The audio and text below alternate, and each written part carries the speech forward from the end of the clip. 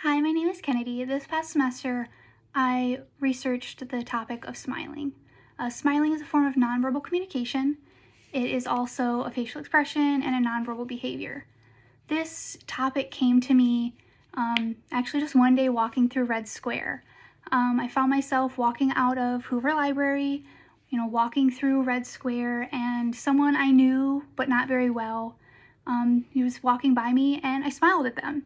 And it wasn't, like a big smile. It was just like a, very soft smile. And after I passed them, I thought to myself in my head, why did I even smile?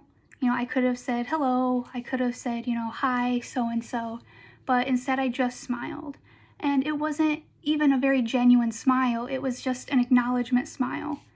And this made me think of, all the other times I smile at people that I don't really know very well. And I really wanted to understand, what is our desire as humans to, smile at each other and to use this expression to communicate.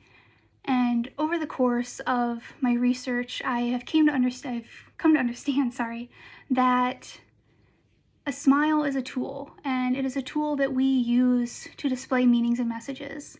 And yes, this tool may have certain stereotypes like being associated with happiness and joy, but we humans use it as more than that. We use it to show annoyance or uncomfortability, and that's okay. A smile doesn't have to mean happiness, and we also don't have to use it as a mask. So now you're going to see a few, quotes and things that we get subjected to as, humans, as day-to-day life passes us by, that a smile is supposed to be on our face at all times, and it's supposed to represent certain things. So take a look at these, kind of just digest what you think there, and then we'll come back to them.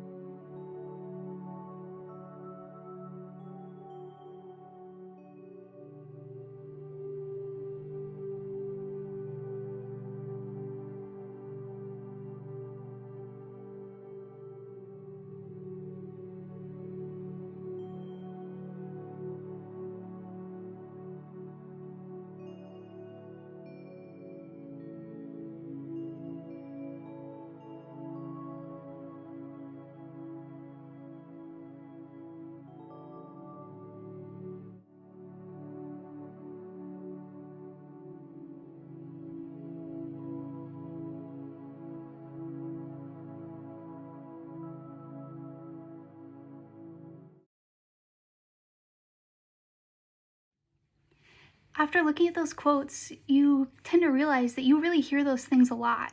That mentality that a smile is there to brighten your day and to brighten others' days, is very in your face all the time. And that was really what struck me and I wanted to research. Why do we feel that way? Why do we feel like we have to always smile to seem approachable? And actually, there is a really great quote that comes directly from one of my interviewees that says that they only soft smile at strangers to seem approachable and seem friendly. And personally, I think that's a little sad, but it's also very relatable. We all do that because we don't want to seem like that jerk, or, we don't want to seem unapproachable. We want to be friendly because it's how we're perceived ourselves. So knowing all of this and having that idea in my head, I really wanted to look at how those nonverbal communications influence the meanings and messages that we receive. How do we as humans decode, the actions of others? And this led me to have a subject group of 10. I ended up having 6 females and 5 males, and they were split evenly into 2 groups, group A and B. And each group was given a separate clip from the show Friends. And within that clip, there is just a super basic social interaction, realistic to a point, but not super realistic. It is a sitcom. But basically in those scenarios, there are, interactions taking place that are kind of uncomfortable. And a smile is actually seen a lot within these scenes, but it's not a, happy smile. It's not always portraying happiness or genuineness even. So I wanted to see how effective the participants were at realizing when a character was being deceptive or, showing annoyance through a smile. And what came out of it was really extraordinary. First of all, we are incredible at decoding things. Maybe it is just because it is a sitcom and it's a little bit over, dramatized, and it might be harder in real life, but, all 10 of my subjects, really did a great job and felt like they did a great job at decoding the situation. A person's ability to effectively decode nonverbal communication really played into my own personal experience with this. Again, I came to this realization of a topic walking through Red Square and smiling at someone else. And I really wanted to discover, how well was that person who received my smile, decoding it? Were they able to tell that it was just kind of a soft, kind of awkward smile? Or did they think that it was genuine, or maybe even, kind of like a dominant smile? I was very interested in, how the ability to decode affected the people around me and how it impacted their image of me. It turned out that 7 out of the 10 of my subjects could decode effectively. And this is super interesting because my ratio was almost half. 6 to 4 doesn't leave a whole lot of room for a gender difference. But what was really interesting from this is that there was no gender difference. And although the females outweighed the males by 1, there still wasn't a gender difference. And it seems pretty common knowledge that, females are more emotional and more able to decode, but that was not the case. And I had multiple sources in my lit review saying that I would see that females were better at decoding, but in my own data, I didn't have anything to support that. And I think that that is super valuable moving forward in this field because, it feels almost like a stereotype that females have this, superior emotional radar, and it may not be true.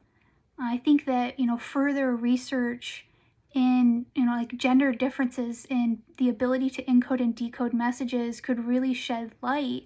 Maybe because times have been changing and with social media, that the gender difference is kind of closing, that there is no gender difference between how we as humans are able to decode messages, in nonverbal communication. The main thing that I determined from this study is that a smile is a tool.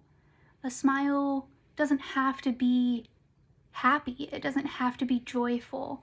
It can be dishonest and insincere, and it can be used as a mask, a performance to display to the world when we don't feel happy or we feel annoyed.